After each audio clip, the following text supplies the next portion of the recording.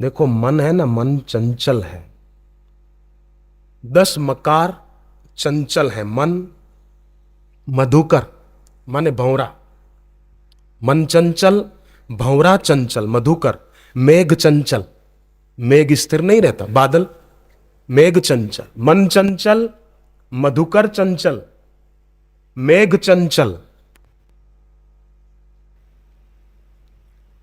फिर मानिनी चंचल, मानिनी माना चंचल स्त्री, माननी माना हर बहन नहीं, चंचल स्त्री जिसके जीवन में सत्संग नहीं, सदगुरु नहीं, गुरु की भक्ति नहीं। मानिनी वो भी चंचल। मदन काम विकार चंचल। मरुत माने हवा, वो भी चंचल है। हवा कहां स्थिर रहती, मरुत चंचल। मरकट बंदर चंचल, मरकट भी चंचल। फिर लक्ष्मी धन पैसा, वो भी चंचल। मद अभिमान, मत्स्य मछली, ये चंचल है। तो इसमें मन सबसे ज्यादा पावरफुल। लोग बोलते हैं मन बंदर की तरह चंचल, नहीं नहीं, बंदर बेचारा अच्छा है, मन बंदर से आगे है। बंदर यहां से बोरी वाली छलांग नहीं लगा सकता, बोलो लगा सकता है? आप बताओ, लगा सकता हो तो? नहीं लगा सकता। पर आदमी का मन जरूर लगा सकता है। यहां से बोरी वाली पहुंच जाए, ईस्ट भी पहुंच जाए, बोरी वाली वेस्ट भी पहुंच जाए। मन ज्यादा चंचल है। अरे यहां से अमेरिका भी पहुंच जाए, बिना वीजा के, बिना टिकट के पहुंच जाता है मन। तो मन की चंचलता अगर मिटानी है किसी को, तो केवल मन का राग मिटा दे। मन का राग मिटा दे तो मन की चंचलता भी मिट जाएगी। कारण को मिटा दो तो आनंद ही आनंद है। लोग क्या करते हैं कि समस्या का चिंतन ही करते रहते हैं, ऐसा हो गया, ऐसा हो गया, ऐसा हो गया। नहीं नहीं, दुख का चिंतन नहीं, दुख हारी हरि का चिंतन करें और सत्संग के वचन जो सुनते हैं वो विचारें। वाली की पत्नी तारा जब रो रही थी, दुखी हो रही थी, तो राम जी ने उसको ज्ञान दिया। तारा देखी विकल रघुराया, दीन ज्ञान हरि लीनी माया। तारा को विकल देखा, वाली की पत्नी को, तो राम जी ने क्या किया? दीन ज्ञान, उसको ज्ञान दिया और माया हर ली, उसका अज्ञान हर लिया। क्षितिजल पावक गगन समीरा, पंच रचित ये अधम शरीरा। प्रगट सो तनु तव आगे सोहा, जीव नित्य कही लगी तुम रोवा। उपजा ज्ञान चरण तब लागी, लीन है सी परम भक्ति वर मांगी। ज्ञान उपजा सत्संग सुनकर,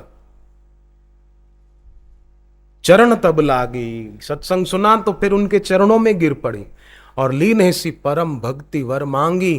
परम भक्ति का वरदान भगवान से मांगा। जो पहले रो रही थी, दुखी हो रही थी, सत्संग के द्वारा उसको कितना लाभ हो गया। घर में कोई बुजुर्ग की, किसी की मृत्यु हो जाए ना, तो दुखी नहीं होना चाहिए। 3 काम करने चाहिए किसी की शरीर छूटने पर, मृत्यु होने पर। 3 काम। एक काम तो ये कि जो गुजर गए उनके लिए ऐसी धारणा करें कि वो तो भगवान के चरणों में बैठे, शांत बैठ के ऐसा भाव मन में लाएं, भगवान के चरणों में बैठे, ईश्वर के चरणों में बैठे। और दूसरा काम उनके लिए करें, घर में थोड़ा पाठ गीता का और भगवान नाम कीर्तन करें। और तीसरा काम करें कि उनके नाम से थोड़ी गरीब बच्चों को मिठाई बांट दें, थोड़ी थोड़ी सी। ज्यादा महंगा नहीं तो घर पे ही कुछ बना के वो गरीब बच्चों को बांट के आ जाए, थोड़ा थोड़ा बांट दें, तो उनको बहुत पुण्य होगा जो गुजर गए हैं।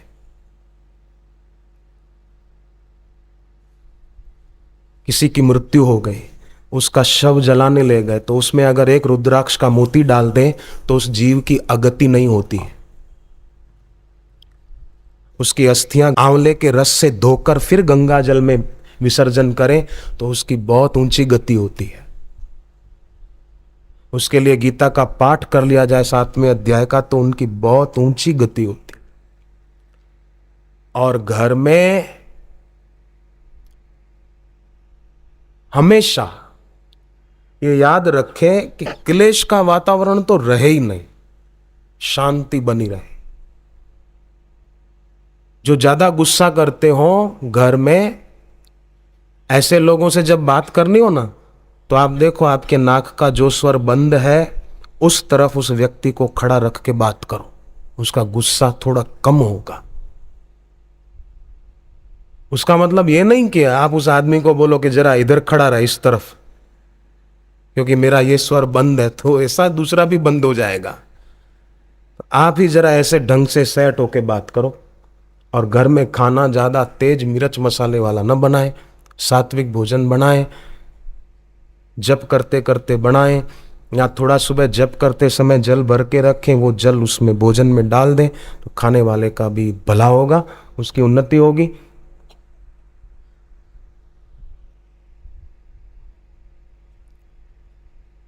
रोज सुबह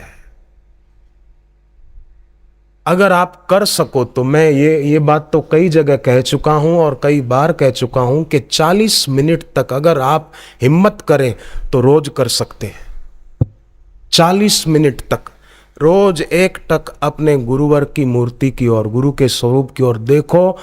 अगर ये 40 मिनट तक प्रयोग 40 दिन तक भी कर लिया, मैं तो प्रार्थना करूं ये 40 दिन का अनुष्ठान तो सब कर सकते हैं।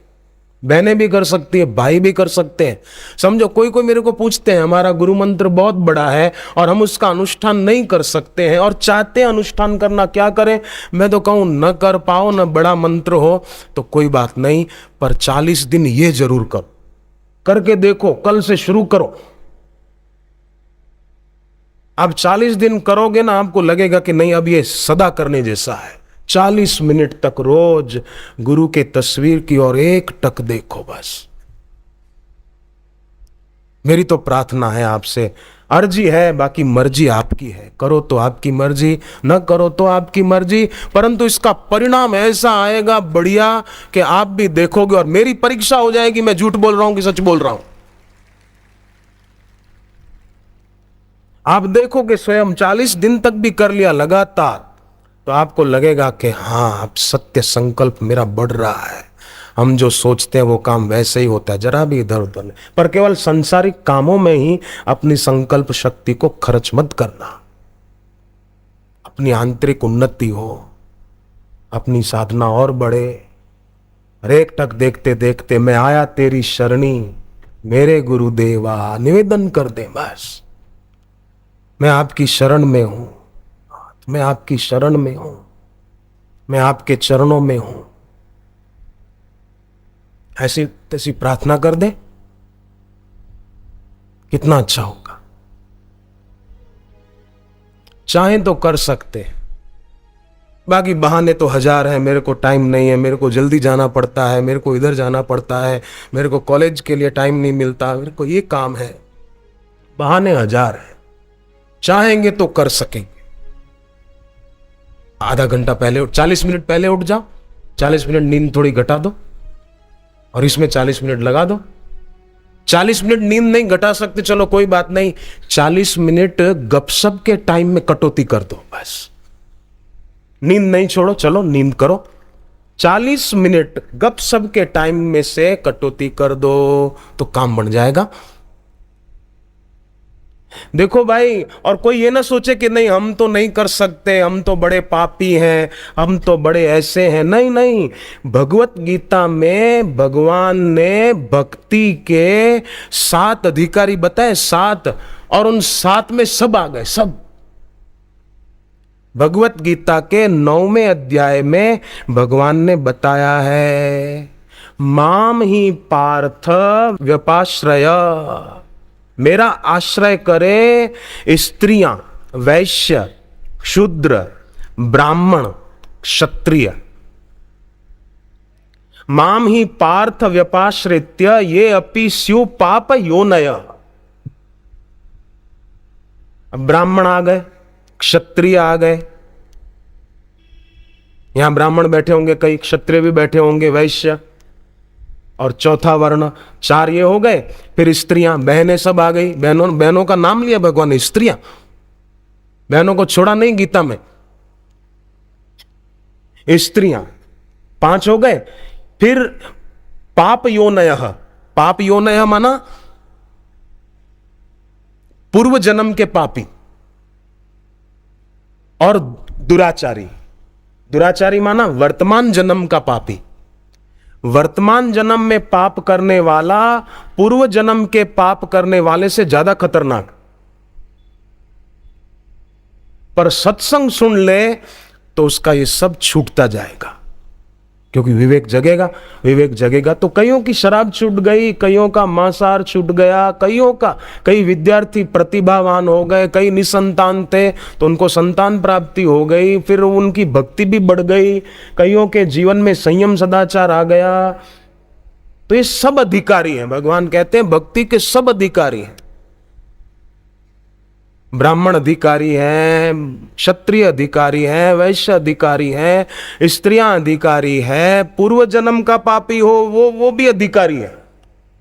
ये अपि स्यु पाप यो नय अपि चेत सुदुराचारो। कोई आदमी बड़ा दुराचारी हो तो वो भी अधिकारी है, वो भी चाहे ठान ले कि मेरे को अब ऐसा नहीं करना है। बस मन को सीख पुस्तक पढ़े, गुरुदेव की लिखी हुई है, स्वामी लीलाशाह जी महाराज की लिखी हुई पुस्तक है मन को सीख, वो पढ़े और सत्संग बार बार सुनता रहे। देवी येषा गुणमयी मम माया दुरत्यया मामैव ये प्रपद्यन्ते माया मेताम तरंती ते। माया बड़ी दुस्तर है और बंबई को माया नगरी बोलते हैं। मामैव ये प्रपद्यन्ते, गुरुदेव के सत्संग से वो तर जाएंगे, कल्याण हो जाएगा। मैं आया तेरी शरणी मेरे गुरुदेवा, मैं आया तेरी शरणी मेरे गुरुदेवा। तुम दाता दीन दयालु मेरे गुरुदेवा, तुम दाता दीन दयालु मेरे गुरुदेवा। तुम दाता दीन दयालु मेरे गुरुदेवा, दाता दीन दयालु मेरे गुरुदेवा।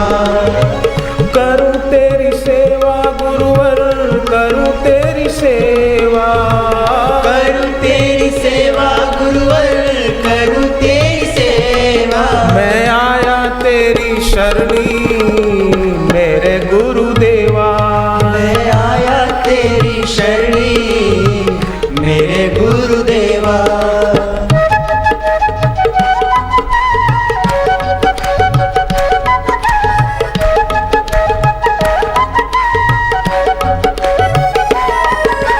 तुम ही सहारा, तुम ही साथी, तुम ही दीपक, तुम ही बाती। तुम ही सहारा, तुम ही साथी, तुम ही दीपक, तुम ही बाती। तुमसे रोशन दिन और राती, महिमा तेरी कहीं न जाती। तुमसे रोशन दिन और राती, महिमा तेरी कहीं न जाती। भक्ति तेरी पाऊं गुरुवर, भक्ति तेरी पाऊं, भक्ति तेरी पाऊं गुरुवर, भक्ति तेरी पाऊं। मैं आया तेरी शरणी मेरे गुरुदेवा, मैं आया तेरी शरणी मेरे गुरुदेवा।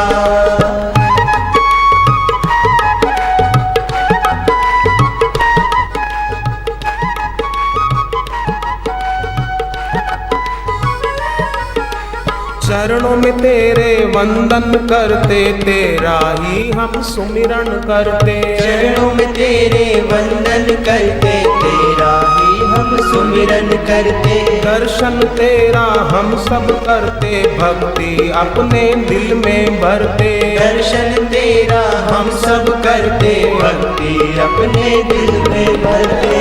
महिमा तेरी गाऊं गुरुवर, महिमा तेरी गाऊं, महिमा तेरी गाऊं गुरुवर, महिमा तेरी गाऊं। मैं आया तेरी शरणी मेरे गुरुदेवा, मैं आया तेरी शरणी मेरे गुरुदेवा।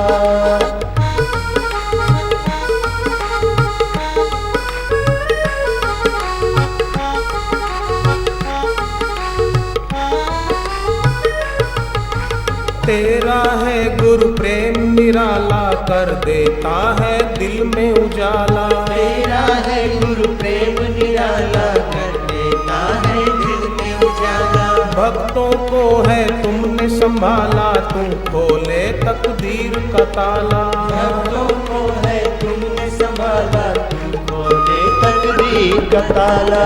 शीश में झुकाऊं गुरुवर, शीश में झुकाऊं, शीश में झुकाऊं गुरुवर, शीश में झुकाऊं। मैं आया तेरी शरणी मेरे गुरुदेवा। मैं आया तेरी शरणी मेरे गुरुदेवा।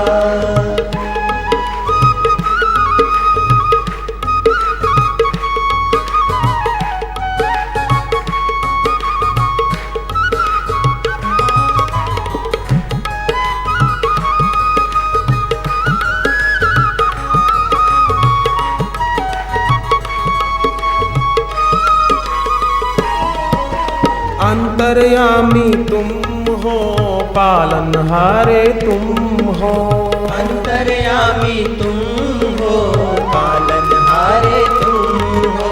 ज्ञान के दाता तुम हो, आनंद दाता तुम हो। ज्ञान के दाता तुम हो, आनंद दाता तुम हो। जपू नाम तेरा गुरुवर, जपू नाम तेरा। जपू नाम तेरा गुरुवर, जपू नाम तेरा। मैं आया तेरी शरणी मेरे गुरुदेवा। मैं आया तेरी शरणी मेरे गुरुदेवा।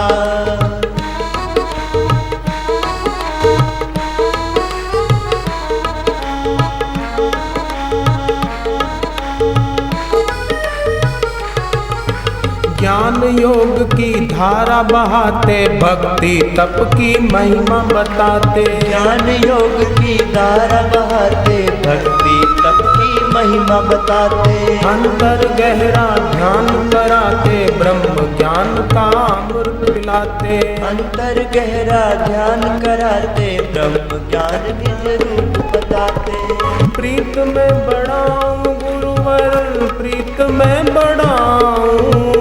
प्रीत में बढ़ाऊं गुरुवर, प्रीत में बढ़ाऊं। मैं आया तेरी शरणी मेरे गुरुदेवा। मैं आया तेरी शरणी मेरे गुरुदेवा। तुम दाता दीन दयालु मेरे गुरुदेवा। तुम दाता दीन दयालु मेरे गुरुदेवा। तो सभी के चरणों में मेरी फिर से प्रार्थना है कि भोगी आदमी वो आरंभ को महत्व देता है कि बस ये खा लो, ये पी लो, ऐसा कर लो, फिल्म देख लो। परंतु जो सत्संगी होता है वो विवेक के प्रकाश में परिणाम को महत्व देता है, अविवेकी आरंभ को महत्व देता है।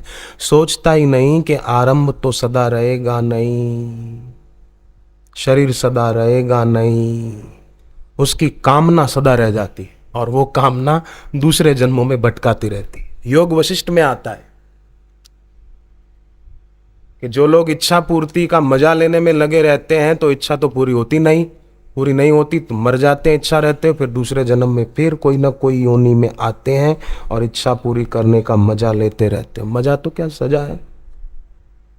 एक आदमी को सर्दी हो गई, सर्दी, तो अपने दोस्त को पूछा सर्दी कैसे जाएगी। तो दोस्त था शराबी, वो बोला 2 घूंट सुबह और 2 घूंट शाम को पी, सर्दी चली जाएगी। इसने कहा शराब पीने से सर्दी चली जाएगी? बोले हाँ, मेरी दुकान चली गई, मेरी प्रॉपर्टी चली गई, मेरी सारी संपत्ति चली गई, तेरी सर्दी नहीं जाएगी? पी के देख तू। अब शराब पीने से सर्दी नहीं जाएगी, संपत्ति जरूर चली जाएगी। पर विवेक नहीं है, सत्संग नहीं है, गुरु की दीक्षा शिक्षा नहीं है, तो आदमी इनको महत्व देता है। डायोजनीस को शराब की बोतल गिफ्ट में दी गई तो उन्होंने शराब की बोतल जोर से पछाड़ी कांच की बोतल टूट गई, शराब मिट्टी में मिल गई। गिफ्ट देने वाले ने कहा कि ये बड़ी कीमती शराब थी, आपने इसको मिट्टी में क्यों मिला दिया? डायोजनीस ने कहा, अच्छा हुआ मैंने इसको मिट्टी में मिला दिया, नहीं तो एक दिन ये ही मेरे को मिट्टी में मिला देती। अच्छा हुआ पहले मैंने इसको मिला दिया। एक संत बैठे थे, सेठ ने आकर प्रणाम किया तो संत ने सेठ को प्रणाम कर दिया। सेठ ने कहा, महाराज आप हमको क्यों प्रणाम करते हो? संत ने कहा, आप हमको क्यों प्रणाम करते हो? बोले, आप बड़े त्यागी हैं, तपस्वी हैं, सब कुछ छोड़कर यहाँ एकांत में भगवान का भजन कर रहे हैं, ध्यान कर रहे हैं, जप कर रहे हैं, सब त्याग करके बैठे, इसलिए आपको प्रणाम करता हूँ। तो संत ने कहा, इसलिए तो मैं तेरे को प्रणाम करता हूँ, तू भी बड़ा त्यागी है, मेरे से बड़ा त्यागी है। मैं तो छोटा त्यागी हूँ, तू बड़ा त्यागी है। बोले, कैसे? बोले, हमने तो भगवान के लिए संसार को छोड़ा, पर तूने तो संसार के लिए भगवान को ही छोड़ दिया। तू बड़ा त्यागी है, मैं तो साधारण त्यागी, तू महात्यागी है, ईश्वर को ही छोड़ के बैठा है तो ईश्वर का अंश, पर भूल गया है अपना वंश। ईश्वर का अंश, अपना वंश भूल गया। तो अब क्या करें? अब इतना करे, भिन्न भिन्न वस्तुओं में, व्यक्तियों में मन न लगाए, नहीं तो खिन्न जरूर रहेगा। गुरु के चरणों में मन लगाए तो जीवन में कभी बिखरेगा नहीं, व्यक्ति निखरेगा। गुरु का भक्त बिखरता नहीं, निखरता है और जीवन में शिखरता पाता है, ऊंचाइयां पाता है। तो क्यों ना हम इस रास्ते पर कदम रखे हैं, इतनी श्रद्धा से आकर बैठे हैं। तो कौन बैठे? कई ऐसे भी हैं जो पहली बार आए होंगे सत्संग।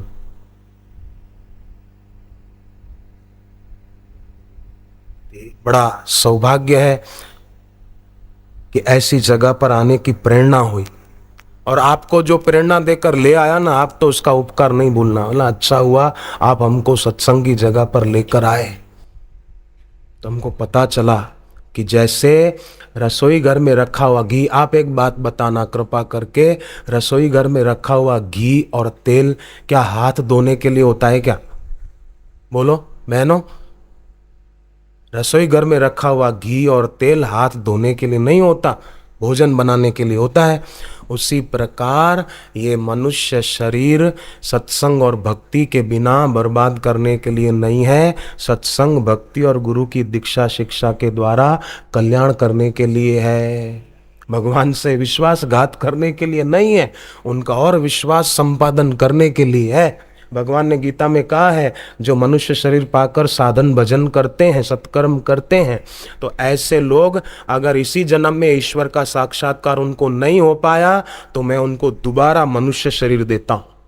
और अगर शरीर पाकर साधन भजन नहीं किया और पैसा मेरा परमेश्वर ने, पत्नी मेरी गुरु, बच्चे मेरे शालिग्राम, पूजा किसकी करूं, ऐसा ही करते रहे तो भगवान कहते हैं आसुरी योनि मापन्ना, मैं उनको आसुरी योनियों में धकेल देता हूं। गीता पढ़ो, आसुरी योनि मापन्ना, 16वें अध्याय का 20वां श्लोक है। आसुरी योनि मापन्ना मूढ़ा जन्मनी जन्मनी, बार बार 2 बार कहा, जन्मनी जन्मनी, बार बार जन्मेगा। माम अप्राप्यैव, अर्जुन उनको मेरी प्राप्ति नहीं होगी। माम अप्राप्यैव कौन्तेय ते अपि यान्ति अधमाम गतिम, उनकी अधम गति, अधोगति होगी। बंजारा था एक बंजारा, वो गधे लेकर मिट्टी भरने जाता था। एक दिन उसको चमकीला पत्थर दिखा, था तो हीरा, और उसको पता नहीं कि ये हीरा है। गधे के गले में बांध दिया। सामने से आ रहा था जौहरी, हीरो का पार्क की। उसने कहा कि ये पत्थर बेचोगे? बोले हाँ। कितने में? 5 रुपए में। पर वो लोभी था, 5 रुपए में? ये पत्थर के 5 रुपए, 2 रुपए में देना है तो दे। उसने कहा नहीं, 5 रुपए से 1 रुपया भी कम नहीं। जौहरी ने सोचा ठीक है, जाने दो, अभी तो फिर ले लूंगा, इससे कहां जाएगा, अभी मिट्टी छोड़ के आएगा फिर दूसरा फेरा करने, तब ले लूंगा। अब वो गया बंजारा, लौट के आया तो गधे के गले में हीरा नहीं था। तो जौहरी ने कहा कि वो दे दे, 5 रुपए में देता हूं तेरे को, ला दे दे। बोले वो तो दूसरे आदमी ने 10 रुपए में खरीद लिया। अरे बोले पागल, वो लाख रुपए का हीरा था, लाख रुपए का। तेरे जैसा बेवकूफ और कौन होगा कि लाख रुपए का हीरा 10 रुपए में दे दिया। तो बंजारे ने कहा कि मुझे तो लगता है मेरे से ज्यादा बेवकूफ आप हो। बोले कैसे? बोले मेरे को तो पता नहीं था कि इसकी कीमत लाख रुपया है, इसलिए मैंने 10 रुपए में दे दिया। पर आपको तो पता था कि ये लाख रुपए का है, तो 5 रुपए में क्यों नहीं लिया? तो मेरे से ज्यादा बेवकूफ आप हो। मनुष्य शरीर की कैसी महिमा है, पर लोग उसको नष्ट कर देते हैं। अरे इतना ही नहीं, कोई जीव मनुष्य शरीर लेकर आ रहा है तो उसको गर्भ में ही मार देते हैं, गर्भपात करा देते हैं। कितना बड़ा पाप है। पाप पाराशर स्मृति में आया है। पाराशर स्मृति की बात है, यत पापम ब्रह्म हत्यायाम, ब्रह्म हत्या से जो पाप होता है, यत पापम ब्रह्म हत्यायाम द्विगुणम गर्भपातने, उससे दुगना पाप। 5 प्रकार की ब्रह्म हत्या बताई है मनुस्मृति में। अभी मैं उस विस्तार में नहीं जाऊं, परंतु दुगना पाप बोले ब्रह्म हत्या से, दुगना पाप उसको होता है जो गर्भपात कराता है। द्विगुणम, दुगना पाप। महाभारत का युद्ध हुआ था ना कौरव पांडवों का, तो उसमें तो तीर चलाने से पहले वो बोलते थे सावधान, मैं तीर छोड़ रहा हूं, सावधान रहना। वो तो बोलकर फिर छोड़ते थे, पर गर्भ में जो जीव है उसको सावधान नहीं करते, मार देते हैं, सीधा खत्म कर देते हैं, टुकड़े टुकड़े कर देते हैं। ये कितना बड़ा पाप है ये।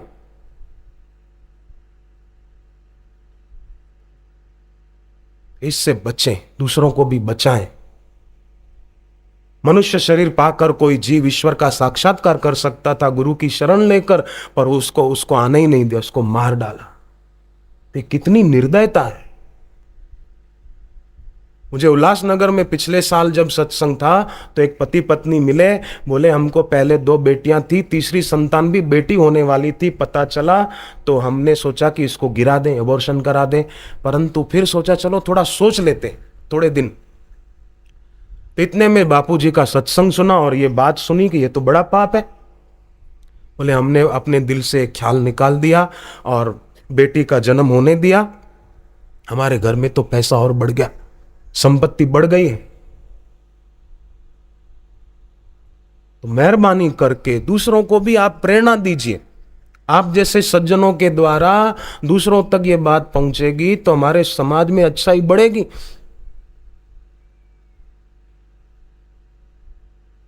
सनातन धर्म बड़ा महान है, मुक्ति इसी सनातन धर्म में ही होगी, और जगह ऐसा ज्ञान नहीं है। आपने सुना हो तो बताओ।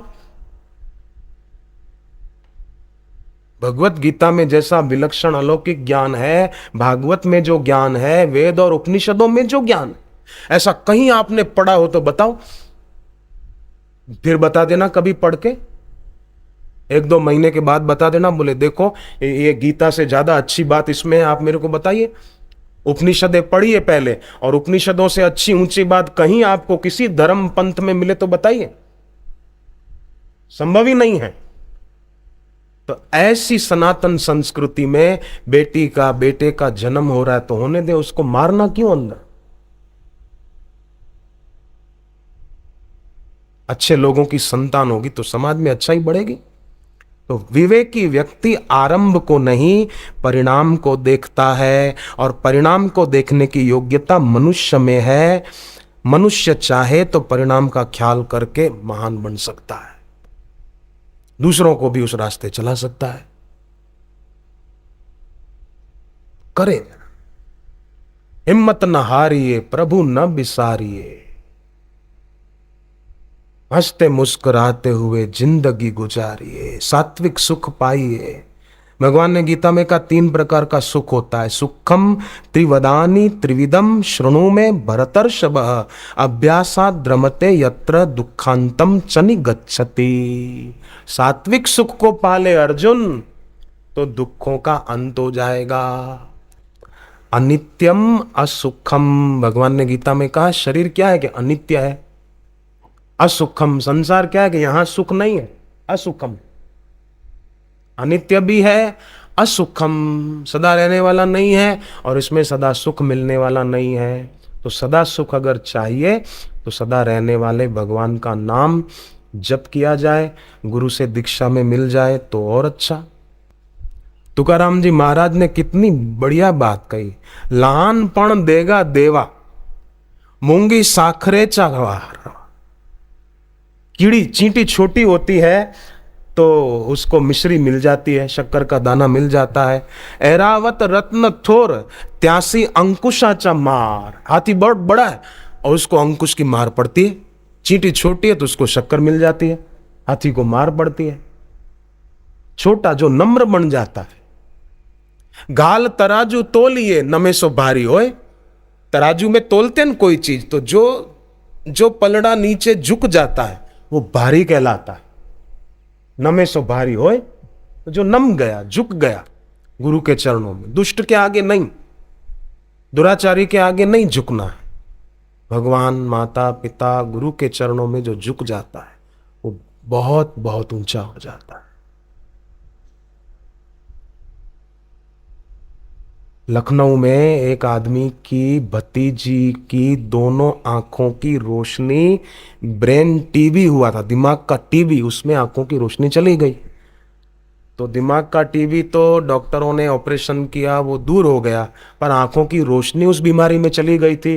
वो बच्ची को दिखता नहीं था, आवाज से पहचानती थी बेचारी कि माँ है, पिताजी हैं, ऐसा। तो उन्होंने कई बड़े बड़े डॉक्टरों को दिखाया, पर उन्होंने सब ने कहा कि नहीं भाई, कुछ नहीं कर सकते हम। तो उन्होंने सोचा कोई बात नहीं, हम दैवी चिकित्सा करेंगे। तो घर पे आए और पानी भर के रखते, प्रार्थना करते, शांत बैठते, ध्यान करते, केवल मांग मांग ठीक हो जाए, ठीक हो जाए, गुरुजी मेरी बच्ची ठीक हो जाए, आंखों की रोशनी आ जाए, ऐसा नहीं। शांत बैठे, शांत।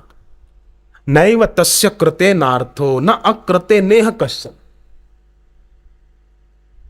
कुछ करे भी नहीं, और अगर कुछ मन में विचार आ जाए तो ये नहीं आना चाहिए, नहीं आना चाहिए, नहीं, शांत बैठे। और शांत ना हो रहा हो मन तो फिर क्या करें, श्वास को रोक दें थोड़ा बाहर ही, और बिना श्वास के रहें कुछ सेकंड, 5, 10, 15 सेकंड, 20 सेकंड बिना श्वास के बैठे रहें।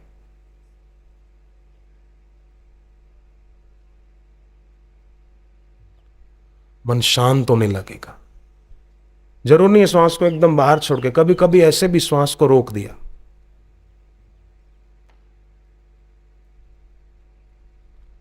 आप देखना शांति बढ़ने लगी। अभी अभी करके देखो, रोक दो श्वास को 5 सेकंड के लिए ही सही, सहज जैसे बैठे हो ऐसे ही।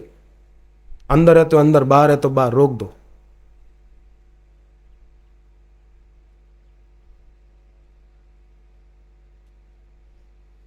जितना रोक सके, हठ न करें। ऐसा अभ्यास बढ़ाते रहने से बहुत लाभ होता है। उन्होंने घर पे प्रयोग किए, फिर थोड़ा श्री आशा रामायण का पाठ करते, थोड़ा जप करते, और पाठ करते करते जल में देखते। पाठ पूरा हो जाता तो वो जल बच्ची को पिलाते, उसकी आंखों पर लगाते, तिलक करते। थोड़े दिन ऐसा किया, उनकी बच्ची की आंखों की रोशनी आ गई। लखनऊ की बनी घटना है, कहानी नहीं सुनाई आपको, घटित घटना सुनाई है। श्रद्धा में, भक्ति में कितनी शक्ति है। लोग बेकार में चिंता कर करके बेचारे दुखी हो रहे हैं, पर जो भक्त है वो इस झंझट में नहीं पड़ते, वो सदा आनंद में रहते हैं। वो सदैव अपनी शांति का संपादन करते रहते हैं, उसमें पीछे नहीं हटते, और अपने गुरु में पूर्ण निष्ठा रखते हैं। क्योंकि परमार्थिक उन्नति वो एक निष्ठा से होती है, एक निष्ठा। जिसको परमार्थिक सुख पाना हो उसको एक निष्ठ होना पड़ेगा। अनन्य नैव योगेन माम ध्यायन्त उपासते, ये अनन्य निष्ठ। गीता में कई जगह अनन्य शब्द आया है। अनन्यश्चिन्तयन्तो माम, अनन्य नैव योगेन माम ध्यायन्त उपासते। माम ही पार्थ व्यपाश्रित्य, व्यपाश्रित्य माना अन्य का आश्रय नहीं, ऐसा ऐसा हो जाए निष्ठावान।